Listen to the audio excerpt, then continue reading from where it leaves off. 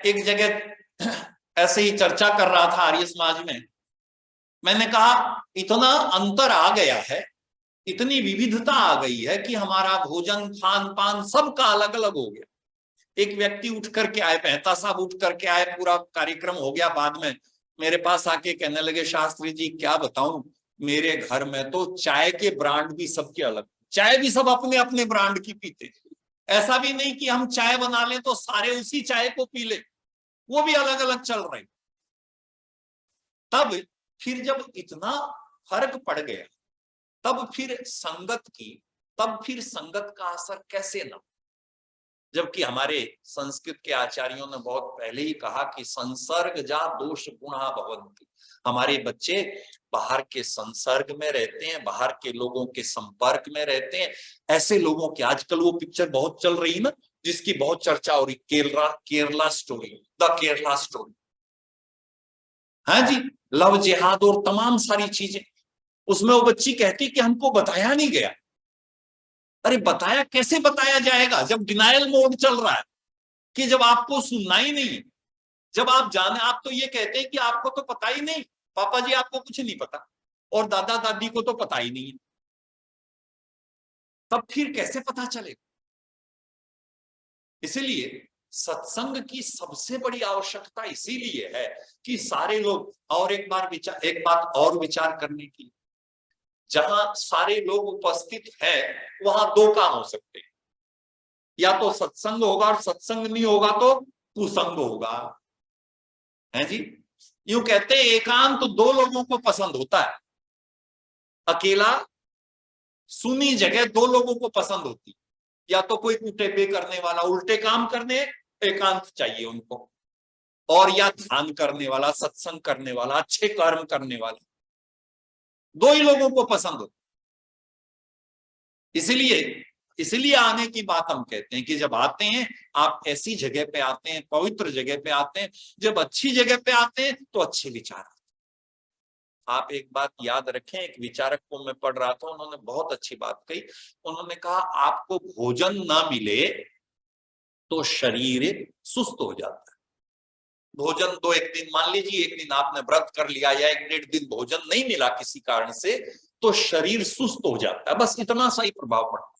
पर कहने लगे कि मन को भोजन ना मिले, तन को भोजन ना मिले तो शरीर सुस्त पड़ जाएगा। मन को भोजन ना मिले तो उसने लिखा कि जब मन को अच्छे विचारों का भोजन नहीं मिलता तो मन भ्रष्ट हो जाता, और आत्मा को भोजन ना मिले तो आत्मा पतित हो जाती। शरीर को भोजन नहीं मिला कोई बहुत बड़ी बात नहीं है, शरीर थोड़ा सा सुस्त हो जाएगा। उसने कहा मन को अच्छे विचारों का भोजन नहीं मिलेगा तो मन भ्रष्ट हो जाएगा। अगर फसल उगानी है, अच्छी फसल उगानी है, तो खेत को जोतना भी पड़ेगा, उसमें से जो खरपतवार है उसको निकालना भी पड़ेगा, उसकी साफ सफाई भी करनी पड़ेगी, उसको पानी भी लगाना पड़ेगा, उसको खाद भी देना पड़ेगा, उसकी मेड़ भी बनानी पड़ेगी, उसकी सुरक्षा भी करनी, तब फिर फसल होगा। तब एक दाना अनेक दाना बन के मिलता है, यानी एक बीज आप डालते हैं तो फिर वो फैलता है, उसका विस्तार होता है। विचारकों ने कहा ऐसे ही इंसान का जीवन, ऐसे ही बच्चों का जीवन, ऐसे ही हम सब का जीवन, उसमें अच्छे विचार डालने जरूरी है। और अच्छे विचार डालने से बात नहीं, अच्छे विचारों का निरंतर आना जाना, निरंतर अच्छे विचार उसको सुनने का अवसर मिलता रहे, ये बहुत जरूरी है। अच्छे संस्कार उसको मिलते रहे, और संस्कारों के साथ अच्छा वातावरण उसको मिलता रहे, ये बहुत जरूरी है। अब आप एक बात बताओ, जितने लोग हम सब यहाँ हैं, आपसे नहीं कह रहा, जो लोग नहीं है, ऐसा वातावरण कहाँ मिलेगा। सहगल साहब कह रहे थे कि एसी तो यहाँ भी बहुत अच्छा है, मैंने पहना, मुझे लगा कहीं गर्मी ना लगे, लेकिन आवश्यकता नहीं। आपकी आर्य समाज डिफेंस कॉलोनी में तो इतनी अच्छी व्यवस्था है। तब सत्संग से पूर्व संगत का प्रभाव इंसान के जीवन पर, वो अच्छी है या बुरी, संगत का प्रभाव। इसलिए कोशिश करनी चाहिए। आनंद स्वामी जी ने एक वाक्य लिखा है कि गली में एक व्यक्ति कुछ बेच रहा था, गली में एक व्यक्ति कुछ बेच रहा था। अब जिसको जो सुनना होता है वो सुनता है ना, तो आवाज लगा रहा था कि अच्छे संतरे ले लो, अच्छे संतरे ले लो। ये कहते मैं अपने कमरे में बैठा था और मुझे उनको क्या सुनाई दिया कि अच्छे संग तरे, कि जो अच्छे लोगों के संग रहता है वो तर जाता है। उन्होंने कहा जो अच्छे लोगों के संग रहता है वो व्यक्ति तर जाता है। आइए प्रधान जी आ गए, आपका स्वागत। तो अच्छे लोगों का संग जीवन में होना बहुत जरूरी है। और अच्छाई कहाँ है, आप विचार करें। अच्छे वो लोग हैं जो निस्वार्थ भाव से, जो बिना किसी अपने लाभ के आपके हित के लिए लगे हुए हैं। स्वामी जी ने आर्य समाज की स्थापना की ना, उसका एक नियम बनाया कि संसार का उपकार करना इस समाज का मुख्य उद्देश्य है, अपना स्वार्थ नहीं। आप देखो दूसरे के हित के ऐसे अनेक लोग जीवन में आपको मिलेंगे, ऐसे अनेक लोग जीवन में आपको मिलेंगे जिनका जीवन दूसरों के लिए है, जिनका जीवन दूसरों की उन्नति, दूसरों के हित के लिए।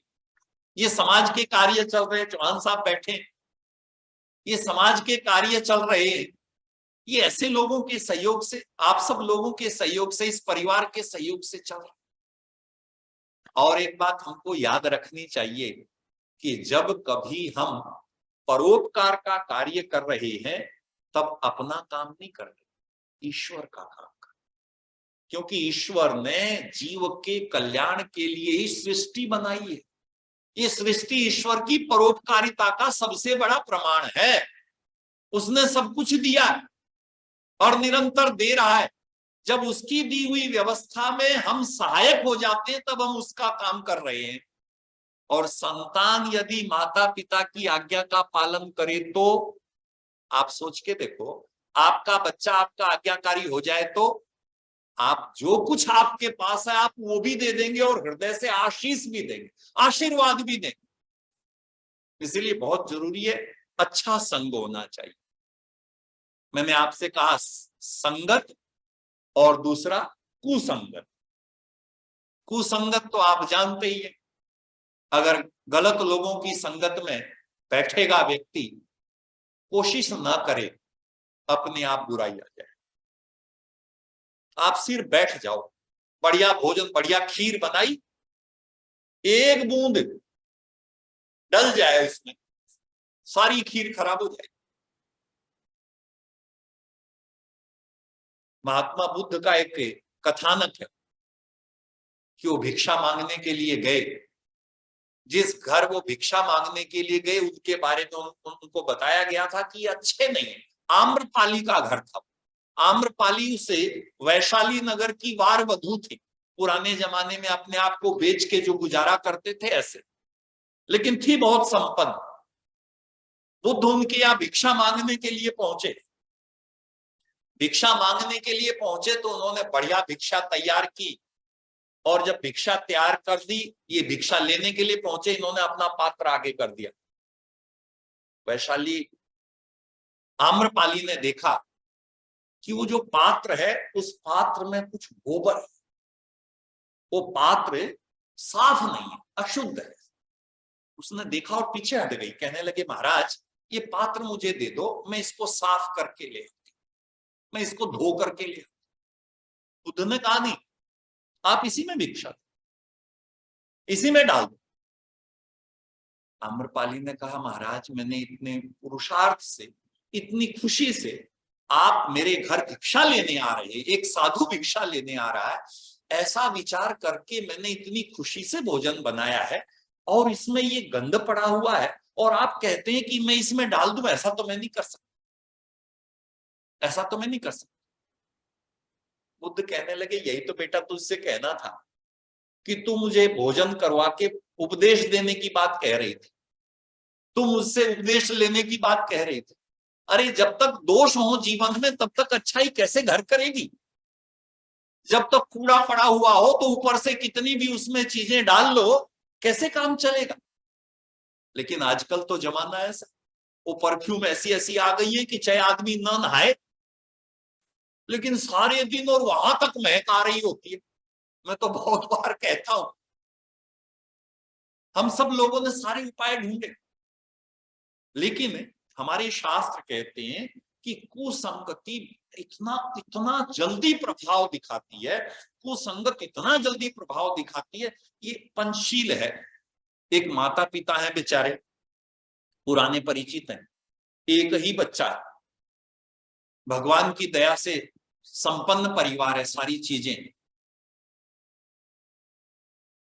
उसके दिन की शुरुआत होती है, उसका दिन शुरू होता है शाम को 10 बजे और सुबह 5 बजे वो दोस्तों के साथ से घूम फिर करके वापस आता है और आकर के शाम को भोजन के लिए बोल देता, रात को भोजन बना के रखा होता, उसको सुबह 5 बजे खा के सोता, शाम को 3-4 बजे तक सोता है। इतने परेशान, बहुत दुखी। भगवान की दया से बड़ा सारी चीजें बहुत अच्छी हैं, पढ़ाई भी कर ली, सब कुछ कर ली, लेकिन ऐसा कैसे हुआ? ऐसा परिवार जिस परिवार में संस्कार थे, जिसके पूर्वज इस देश के प्रधानमंत्री भी रहे, उस परिवार की बात मैं कह रहा हूं। और उसी में ऐसी परिस्थितियां कैसे आ गई? इसलिए आ गई कि माता पिता को अवसर ही नहीं था, समय ही नहीं था, जब उस बच्चे को संभालने की, जब उसको संग देने की, जब उसके साथ मिलने की आवश्यकता थी, समय ही नहीं था। अगर आप कोशिश न करेंगे, बच्चों की तो छोड़ दीजिए, मैं तो बच्चों की बात इसीलिए कर रहा हूं क्योंकि सबसे ज्यादा आवश्यकता वहां है।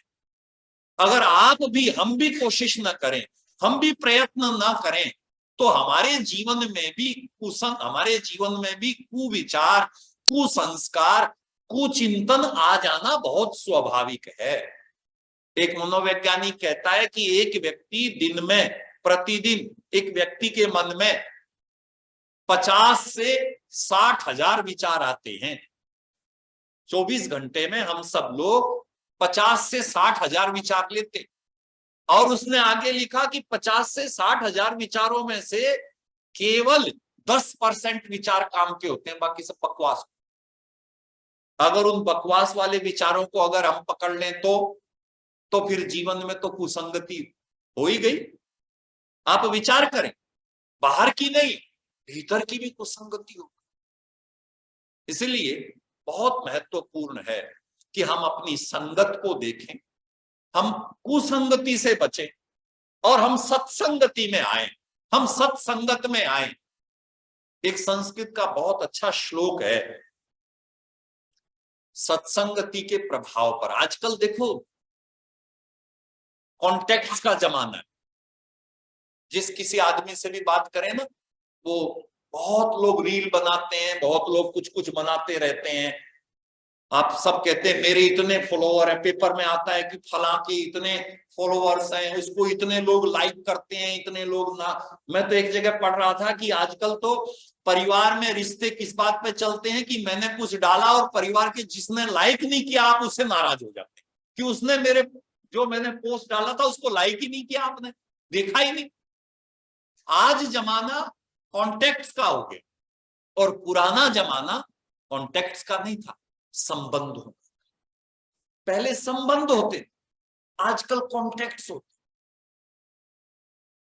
और कॉन्टेक्ट्स जब कभी जरूरत पड़ती है, मैं पढ़ रहा था एक पेपर में, आपने भी पढ़ा होगा कि उस व्यक्ति के कॉन्टेक्ट में 2000 लोग थे और वो डिप्रेशन में आ गया, और डिप्रेशन में ऐसा आ गया कि न उसको अपनी सुध रही। लास्ट में किसी व्यक्ति ने, जो पड़ोसी थे, किसी ने उसको हॉस्पिटल ले जाकर के एडमिट किया। साधन बहुत थे, अनेक लोग उसके कांटेक्ट में थे, 2000 आदमी कांटेक्ट में थे, लेकिन वो डिप्रेशन में। इसलिए हमारे बड़े लोग जो थे ना पुराने समय में, कांटेक्ट की बात नहीं करते थे, वो संबंधों की बात करते थे, जाते थे एक दूसरे के लिए। आजकल के जैसा नहीं कि नहीं आपने मैसेज कर दिया, उसने मैसेज कर दिया, उसने मैसेज कर दिया। घर में सारे लोग बैठे, सब मैसेज कर दिए, इस कमरे से उस कमरे में भी मैसेज हो रहे हैं।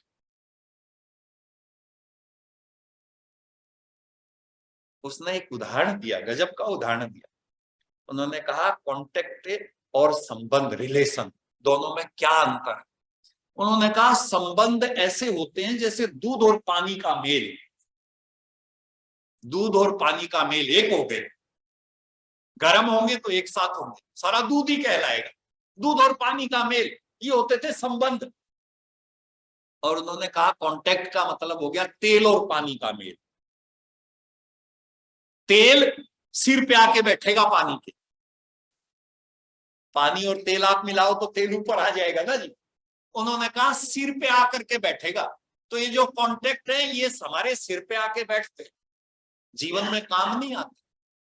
इसलिए हमारे पूर्वजों ने ये निश्चय किया था कि जब भी कभी अवसर होते थे, पहले तो शादी विवाह भी होते थे तो 2-3 दिन पहले सारे संबंधी लोग आ जाते थे, सब सुख में दुख में सारी परिस्थितियों में, क्योंकि संबंधों की आवश्यकता थी। संबंध आप याद रखें, संबंधों से ही व्यक्ति अच्छे संस्कार सीखता था। हमारे यहाँ तो एक शब्द है ना कि भाई जो हवन है ना, यज्ञ किसका नाम है कि संगतिकरणम, कि संगतिकरण, बड़ों के साथ रहना, एक साथ रहना। जब एक साथ रहेंगे तो वो कैसे रह रहे हैं आप देखेंगे, और जब जैसे वो रह रहे हैं आप देखेंगे तो आप कल को वैसा करेंगे। परिवार में बच्चे देख करके, हम कहते हैं ना कि सबसे बढ़िया आप अपने बच्चों को सिखाना चाहते हैं तो आप जो सिखाना चाहते हैं उसका पालन कीजिए, सिखाइए मत, टीच मत कीजिए, उसको करके दिखाएं। जब आप करके दिखाएंगे तो वो अपने आप कर ले। मैं संस्कृत के एक आचार्य की बात कर रहा था, उन्होंने कहा कि सत्संगति इंसान के जीवन की इतनी बड़ी उपलब्धि है, अगर आप अपने जीवन में अच्छे लोगों का संग करना सीख जाएं, और अच्छे लोगों का संग फिजिकली भी, प्रत्यक्ष रूप से भी और अप्रत्यक्ष रूप से भी। कैसे? स्वामी श्रद्धानंद जी महाराज ने अपनी जीवनी लिखी कल्याण मार्ग का पथिक, और कल्याण मार्ग के पथिक की मैं बहुत बार आपसे चर्चा करता हूं, उसकी भूमिका लिखी। और भूमिका में प्रीफेस में मुंशीराम, उस समय मुंशीराम, महात्मा मुंशीराम लिखते हैं कि महान दिव्य आत्मा, महामानव, महामानव, आपको इस भौतिक शरीर को छोड़े हुए 40 वर्ष हो गए। जब वो किताब लिखी थी 40, कि आपको भौतिक शरीर को छोड़े हुए 40 वर्ष हो गए, लेकिन आपके स्मरण मात्र से, आपकी दिव्य मूर्ति के स्मरण मात्र से, इस मरण धर्म अपने लिए कहते हैं कि आपकी दिव्य मूर्ति के स्मरण मात्र से मैं कितनी बार अपने जीवन में पतित होते होते केवल आपके स्मरण मात्र से बच पाया। कितनी बार ऐसा हुआ कि मैं पतित हो जाता, मैं घबरा जाता, मैं छोड़ देता, लेकिन मैंने आपका स्मरण किया और मैं उससे बच गया। ये सत्संगति का प्रभाव है। उनकी बाकी जीवनी आप और हम सब लोग जानते हैं। आर्य समाज के इतिहास में तो ऐसे अनेक लोग हैं, ऐसे अनेक लोग जो एक बार संपर्क में आ गए। अमीचंद जी का तो नाम सारी दुनिया जानती है, और भक्त फूल सिंह जी का नाम भी सारी दुनिया जानती है कि वो तो पटवारी थे, और ऐसा पटवारी आज तक हुआ ही नहीं कि संपर्क में आए, आर्य समाज के संपर्क में आए तो जिस से पैसे लिए थे उसको लौटा दिए, अपनी सारी संपत्ति बेच के वापस लौटा दिए कि कभी आपसे लिए थे। ये संपर्क, ये सत्संगति का प्रभाव है। और इसका परिणाम क्या हुआ, ये मैं आपसे बात कहना चाहता हूं।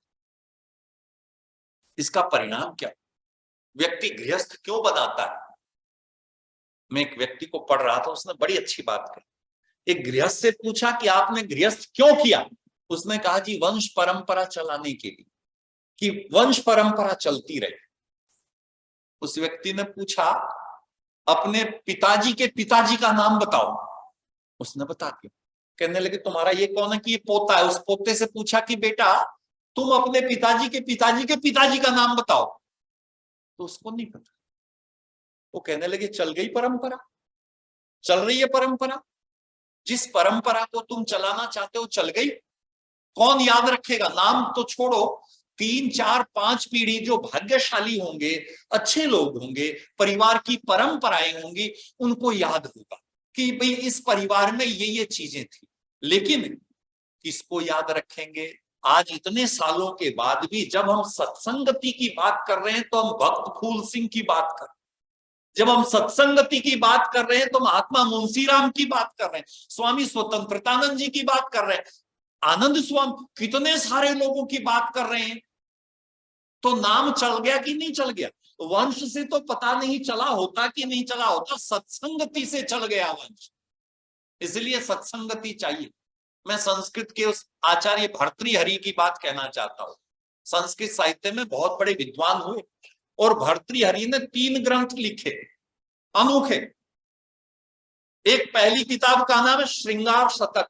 जब वो गृहस्थी थे, श्रृंगार के बारे में 100 श्लोक लिखे, उसका नाम है श्रृंगार शतक।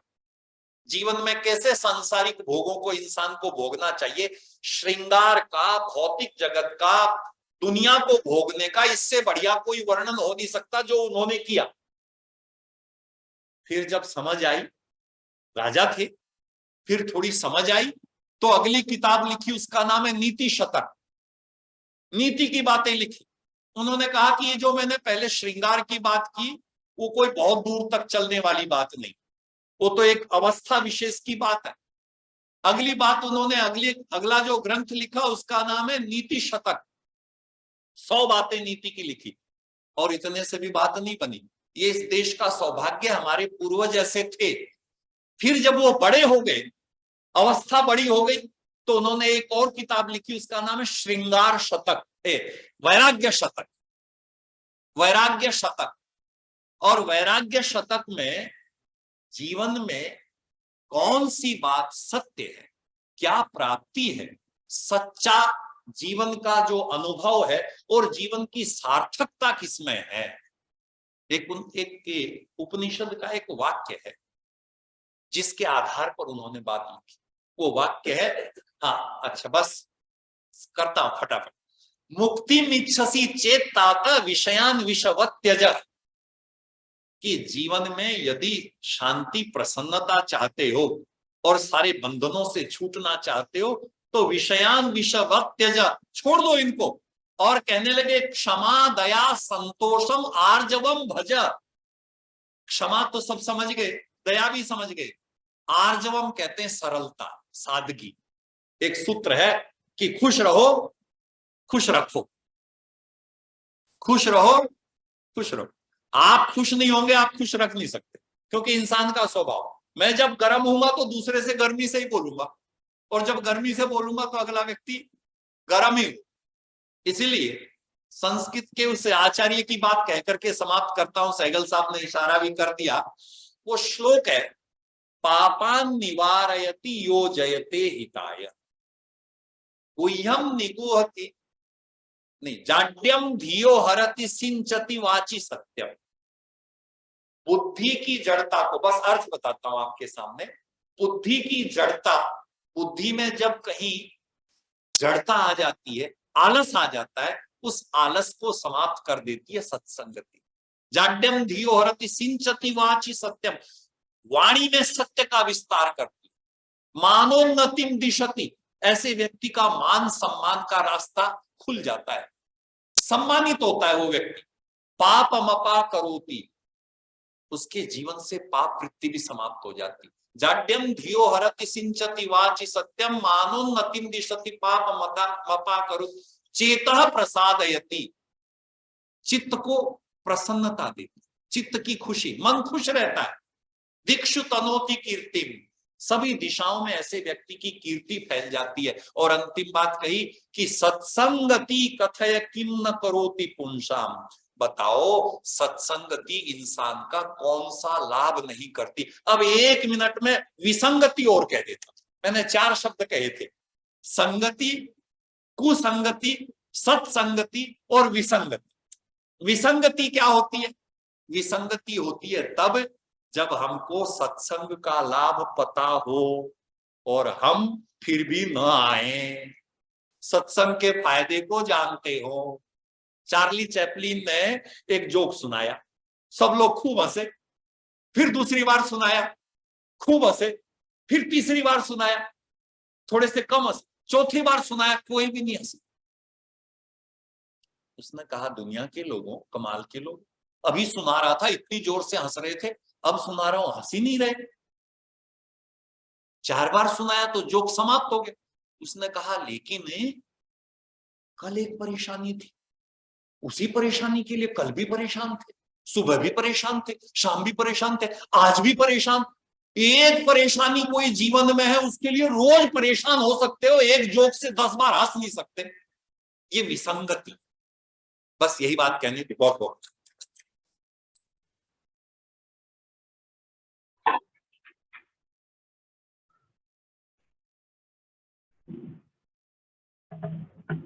बड़ा अफसोस होता है कभी कभी। आचार्य जी को जब मैंने टॉपिक दिया तो उन्होंने कहा कि तैयार करना पड़ेगा। 2-3 पुस्तकें लेके कहने 2 दिन से लगा हुआ हूँ, तो हो सकता है बदलना पड़ जाए, लेकिन नहीं, मैं तैयारी कर लूंगा। तो अब ये तैयारी कई जगह चल जाएगी हमारे यहाँ से, तो धीरे धीरे हो जाएगा। मेरी एक ऐसा है, पंजाबी में कहते हैं छट्टी खट्टी से खट्टी।